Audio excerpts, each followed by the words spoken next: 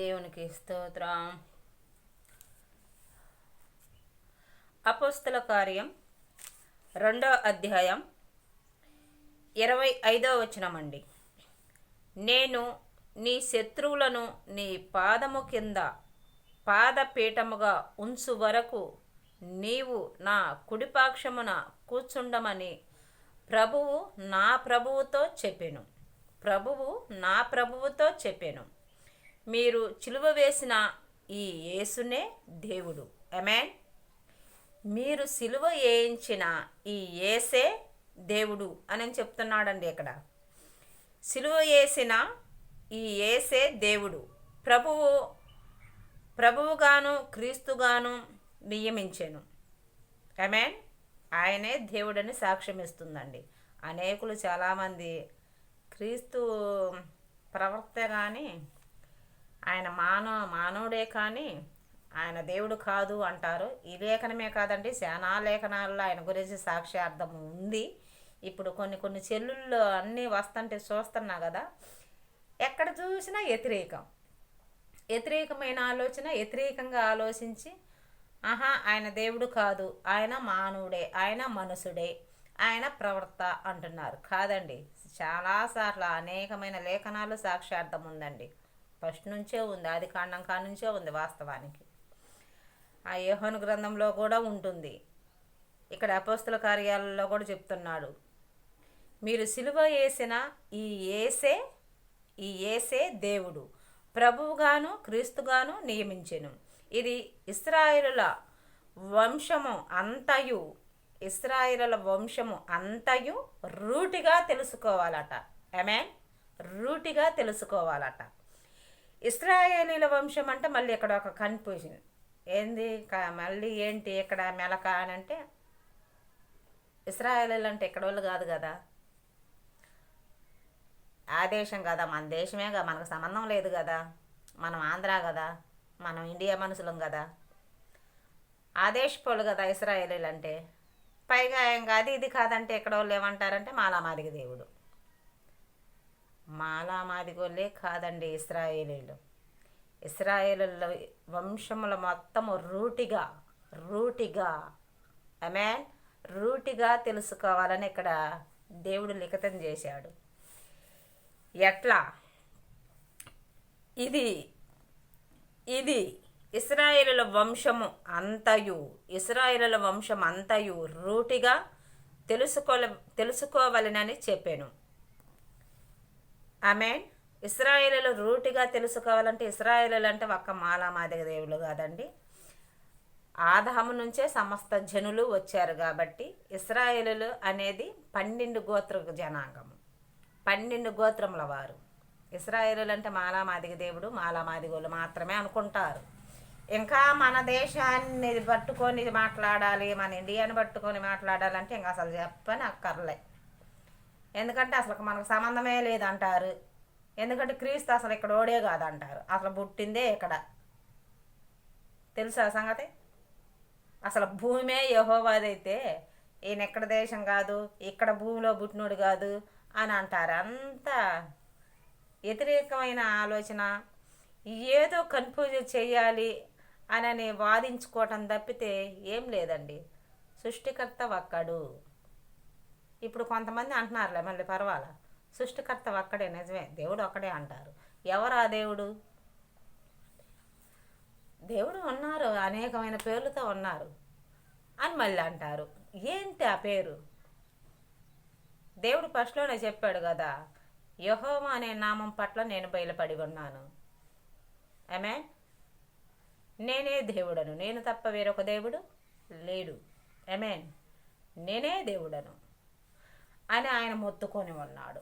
ఇశ్రాయేలు అంటే 12 గోత్రముల వారంటే రెడ్డీస్ కూడా కలుస్తారండి, చాకలలో కూడా కలుస్తారండి, ముతరాసులు కూడా కలుస్తారండి. ఇశ్రాయేలు గోత్రాల కింద వస్తారు వీళ్ళంతా. ఈ తెగంతా నాకు దర్శనంలో చూపించింది చెప్తున్నాం. వీళ్ళంతా ఇక్కడ ఈ తెగ కిందే వస్తారండి. మాలామాదికి వస్తారండి, కమసలి కూడా వస్తాడండి. ఈ గోత్రాలు కూడా ఈ తెగ కిందే వస్తాయండి, ఇశ్రాయేలు తెగ కిందే వస్తాయండి వాస్తవానికి. ఈ తెగ వాళ్ళ గురించి అంటే నాకు ఎదురుపడ్డ వాళ్ళ నిమిత్తం కొంచెం ప్రార్థించమన్నప్పుడు వీళ్ళు అన్నులు కదా, వీళ్ళకి నేను ఎలా ప్రార్థించాలి అని ప్రార్థించినప్పుడు వీళ్ళు నా సొత్తు అని నాకు తెలియపరిచిన మాట అండి. ఇంక ఈ తెగల్లో ఒక్కొక్కళ్ళు ఎంత, ఒక్కొక్క గోత్రానికి 3 తెగలు లేదా 4 తెగలు, 3 తెగలు కన్ఫామ్, 3 తెగలు ఉంటారండి. అంటే మొదట మేము ఎట్లా ఎట్లా చెప్పాలి అది అని అంటే, ముందు మేము మాలోళ్ళం కదా, మేము మా తర్వాత ఇంకొక మాలోళ్ళు ఉంటారంట. పెద్దలు అనుకుంటుంటే విన్నాం, మార్టిన్ మాలోళ్ళు అంటారు, దాసుళ్ళు అంటారు, మళ్ళీ మాలదాసుళ్ళు అంటారు. మేము మొదట అంటారు, మాల మొదట, తర్వాత మాలదాసుళ్ళు, తర్వాత మార్టిన్ మాలోళ్ళు అంట. అంటే 3 తెగలు ఉన్నాయి కదండి దీంట్లో. తెగలు ఒక్క గోత్రానికి 3 వచ్చినాయి. ఇట్నే ప్రతి గోత్రంలోనూ 3 తెగలు ఉంటారు. అలాగున ఎంతమంది జనాంగం ఉంటారు చెప్పండి? ఎంతమంది జనాంగం ఉంటారు? ఎందరో ఉన్నారు ఈ భూమి మీద. నలుదిక్కుల అనేకమైన స్థలాలలోకి ఇశ్రాయేలును ఆయన చెదరగొట్టి ఉన్నాడంటే ఎక్కడ ఉన్నారు, ఎక్కడ ఆలోచిస్తారంటే అక్కడోళ్ళే లేదా అక్కడక్కడ చెదిరిపోయి ఉంటారు. కానే కాదు, ప్రతి స్థలమందు ఉన్నారు. అన్ని జాతుల వారు అన్ని స్థలాలలో ఉన్నారంటే అన్ని స్థలాలలో, అన్ని జాతుల మధ్య, అన్ని జనాల మధ్య బూది గంతముల వటుకు ఇశ్రాయేలులు చెదిరిపోయి ఉన్నారు. హల్లెలూయా. ఇండియా మొత్తం ఖాళీ చేయాలంటే మొత్తం స్లాబ్ అయిపోయింది, ప్లేస్ మొత్తం శూన్యమైపోయింది. ఇండియా వాళ్ళు వెళ్ళిపోవాలి, ఇండియాలో ఎవరన్నా ఉంటే ఇశ్రాయేలు వెళ్ళిపోవాలంటే మొత్తం పోవాలి. ఎందుకంటే అసలు వచ్చిందే ఆదాము నుంచి, అందరూ ప్రత్యేకంగా వచ్చిందేం లేదు. ఇంక ప్రత్యేకించి ఇశ్రాయేలు నువ్వు తీసుకున్నా కూడా ఇంక చెప్పాను కదా, ఈ గోత్రాలు, ఈ మనుషులు, ఇంకేళ్ళల్లో ఒక్కొక్క గోత్రానికి 3 తెగలు. ఒక్కొక్క గోత్రానికి 3 తెగలు అంటే ఎలా, ఎంతమంది ఉంటారు, ఏ జనాంగం అవుతారు, ఎంత ఉంటారు లెక్క వేసుకోండి మీరే. మరి నాకు తెలియదు ఆ లెక్క. ఇంకా దేవుడు సూచించింది, దేవుడు ఒక మాట చెప్పాడు అంటే అది నిశ్చయము, దాంట్లో మార్పు ఉండదు. ఆమేన్. నువ్వు తల్ల కిందలుగా తపస్సు చేసినా మార్పు ఉండదు. హల్లెలూయా. ఇక్కడ అదే చెప్తున్నాడు దేవుడు. అపొస్తలుల కార్యాలే 4వ అధ్యాయం 24వ వచనం. వారు విని అయ్యో ఏక మనసుతో దేవునికి ఇట్లా బిగ్గరగా మొరపెట్టిరి. ఏక మనసుతో దేవుడికి ఎట్లా వాళ్ళు మొరపెట్టిరి. నాథ, నీవు ఆకాశమును, భూమిని, సముద్రమును, వాటిలోని సమస్తమును కలుగజేసిన వాడవు. ఆమేన్. భూమిని, ఆకాశమును, సముద్రమును, అందులోని సమస్తాను కలుగజేసిన వాడవు. ఆమేన్. సృష్టికర్త అయిన దేవుడు, కలుగజేసిన వాడవు. అన్ని జనులు ఎలా అల్లరి చేశారు? ఎవరండి చేసింది? అన్ని జనులు ఎలా అల్లరి చేశారు? ఈ నామాన్ని గురించి, ఈ క్రీస్తుని గురించి, ఈ సృష్టికర్తను గురించి.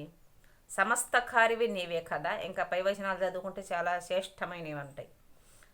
నీవే కదా. ఎలా అల్లరి చేశారాయా?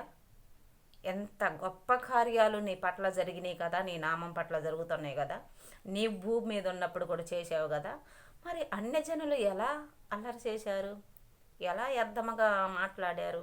ఎలా అసలు విశ్వాసము లేకుండా మాట్లాడటానికి కారణమైంది ఎవరండి? అన్ని జనులు అల్లరి చేశారు ఎలా అని ఇక్కడ క్వశ్చన్ ఉంది. కానీ వాస్తవానికి నేను చెప్పాలంటే నేను అనుకుంటున్నానండి, వాస్తవానికి స్వజనులే వద్దన్నారు కదా. దేనికి వద్దన్నారు అని అంటే ఈ లేఖనం నెరవేర్చు నిమిత్తం. అది తప్పిదం కాదండి. మళ్ళీ వాళ్ళే నమ్మలేదు, పక్కన వాళ్ళు ఎందుకు నమ్మాలంటే అది కాదు. అన్ని జనుల రక్షణ నిమిత్తమే వాళ్లకు కఠిన మనసు దేవుడే ఇచ్చాడు. ఆమేన్. వాళ్ళు కఠినంగా ఉంటేనే అన్ని జనుల్లో క్రియ జరుగుతుంది. అన్ని జనుల మార్పు చెందటం నిమిత్తమే వాళ్ళ హృదయం కఠినంగా ఉంటుంది. దేవుడు అదే ఆయనకు ఇష్టమైంది. ఎందుకంటే సమస్తము రక్షించబడాలి. ఏ ఒక్కరు కూడా నశించకూడదు అనేదే ఆయన ఆలోచన. అందు నిమిత్తమే అసలు ఆయన బయలుదేరి వచ్చింది కూడా. ఎవరి కోసం వచ్చారండి? సమస్త జనులు రక్షణ పొందు నిమిత్తం. ఆయన నమ్మి ఆయన నామం పట్ల విశ్వాసం ఉంచిన ప్రతి ఒక్కరూ రక్షణ పొందుకుంటారు. ఖచ్చితంగా వాళ్ళు ఆశీర్వదకరంగా ఉంటారు, రక్షించబడతారు, నాశనంలోకి వెళ్ళారు. ఆమేన్. అన్ని జనులు ఎలా అల్లరి చేశారయ్యా నీ నామం పట్ల, ఇప్పుడు జరుగుతుంది కూడా ఇదే కదండి. క్రీస్తు లేడు, ఏమి లేడు, అబ్బో కొన్ని చూస్తుంటే మరీ దుర్భాష. యెహోవాను సైకో అంటాడు, మరియమ్మ తల్లి గురించి వేరుగా నీచంగా పోల్చి మాట్లాడతారు. మరి వాళ్ళ స్థితి రేపు ఎలా ఉంటుందో కానీ ఏసప్పా రోషం వచ్చిద్ది. కానీ మనం ఏం అనలేం, ఎందుకంటే ఆయన వాళ్ళ రక్షణ నిమిత్తం వాళ్ళు బుద్ధిహీనులు అని చెప్పిండు ఆల్రెడీ, ఫస్ట్లోనే చెప్పాడు ఆయన. వాళ్ళు తెలివి లేని మనుషులు, యోచన చేయరంట, ఆలోచన చెయ్యరట. వాళ్ళతో మీరెందుకు ఏకీభవిస్తారు? 1-2 సార్లు హెచ్చరిక చేసి ఇక వాళ్ళకు దూరం కావాలన్నట్టు. వాళ్ళు ఇంకా నమ్మట్లేదుగా, వాళ్ళని నమ్మించిన దాకా మనం కూడా బురదలోకి దిగాలి అని అంటే అది కుదిరే పని కాదు. ఆయన చెప్పిన ప్రకారం 1, 2, 3 సార్లు హెచ్చరిక చేయటమా, వదిలేయటమా? నువ్వు నమ్మిన దాకా నేనేం చేయాలి? నీతో పాటు నేను కూడా బురదలో దిగాలా ఏంటి? నువ్వు నమ్మాలని నేను కూడా ఇంకా నువ్వు చెప్పినట్టుగా చేయాలా? నువ్వు నమ్మటం కోసం నీ కాడికి వచ్చి వాళ్ళు కూడా దేవుళ్ళని ఒప్పుకోవాలా? లేదా నువ్వు తినమని నేను తినాలా? నీ నమ్మిక కోసం. నీ నమ్మిక నాకు పనిలే. చెప్పిన సత్యం ఏది సత్యం ఏది అబద్ధం అనేది నువ్వే గ్రహించుకో, నువ్వే యోచన చేసుకో, నువ్వే ఆలోచన చేసుకో. అలాగని మీరు మీ వైపు వాళ్ళు రావాలే కానీ వాళ్ళ వైపు మీరు వెళ్ళరాదు. ఆమేన్. వెళ్ళకూడదు కూడా. ఎందుకంటే వాళ్ళ మాయా రూపంతో మాయా వేషాలతో లాగుతుంటారండి మనిషిని. అస్తమానం కూడా వాళ్ళు ఏలెత్తి చూపించి పొడుస్తుంటారు. ఎందుకంటే నిన్ను కూడా ముందు లాగాలి అవతలకు అన్నట్టుగా. సాతాను ఏ రకంగానైనా వాడుకుంటుంది. కానీ వాళ్ళ తప్పని కాదు, దుష్టుడు వాళ్ళని వాడుకుంటున్నాడని మీరు గ్రహించాలి కదా. మనం గ్రహించుకొని వాక్యం ఎరిగిన వారిలా 1-2 సార్లు ప్రేమపూర్వకంగా మనం వివరించి చెప్తాము. ఎవరన్నా వాళ్ళ కళ్ళ ముందు పెడతాము. ఆల్రెడీ మన బెదర్స్ ఎంతోమంది పెట్టారు. అయినా వాళ్ళు నమ్మకపోతే వాళ్ళు నమ్మటం కోసం, వాళ్ళని నమ్మించటం కోసం వాళ్ళని ఎందుకు మనం వదిలేసుకోవాలి అని అంటే వాళ్ళు నరకానికి పోతారా? నువ్వు పోతావా? పోలేవు కదా. చెప్పాము మన బాధ్యత ప్రకారం, మన ప్రేమతో సహోదరులు అందరం ఒక తల్లి బిడ్డలు అందరం ఆదాము నుంచి వచ్చిన వాళ్ళమే. సహోదర ప్రేమ అనేది ఖచ్చితంగా ఉంటుంది కాబట్టి చెప్పాము. ఆలకించలా, మనం ఏం చేస్తాం? దానికి చేయలేం కదా. ఆయనే వచ్చి ప్రాణం పెట్టాడు. అయినా వాళ్ళు ఏలెత్తి చూపుతున్నారంటే ముందు నీ సంఘం గురించి నువ్వు ఆలోచించుకోసాలు. ఆమేన్. సంఘము ముందు కట్టబడాలి. ఆమేన్. ఈ అంత్యదినముల్లో సంఘము సిద్ధపాటు కలిగి ఉండునుగాక. అసలు అన్యులతో వదిలిపెట్టి ముందు సంఘం గురించే గ్రంథం. సంఘమే ముందు సిద్ధపాటు కలిగి ఉండాలి. అన్ని జనులే అసలు సాక్ష్యార్థముగా ఉన్నారు. ఎక్కడ చూసినా గ్రంథం మొత్తం కూడా అన్నులే సాక్ష్యంగా ఉన్నారు. ఇశ్రాయేలీలే సంఘం అని చెప్పుకునే వాళ్ళే సాక్షులు లేరు. ఒక్కళ్ళకు కూడా ఏమి క్రియ జరిగినట్టు లేదు గ్రంథంలో. దెయ్యం పట్టిన స్త్రీని చూసినా, రక్తసేవ కలిగిన స్త్రీని చూసినా, కొంతమంది స్త్రీలు ఉన్నారులేండి ఇశ్రాయేల్లో కూడా.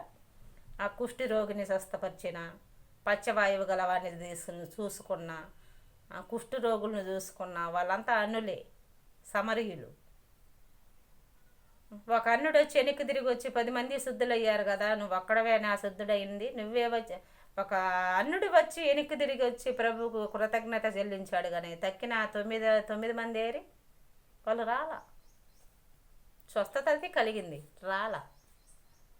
కృతజ్ఞత లేని మనస్తత్వాలు. యేసు నామంలో సంఘం అనే వధువుకి కృతజ్ఞత భావన ఉండాలి. ఆమేన్. ఇశ్రాయేలులకు కృతజ్ఞత మనసు వచ్చునుగాక. ఆమేన్. దానికి అర్థము తెలుసుకునుగాక. ఆమేన్.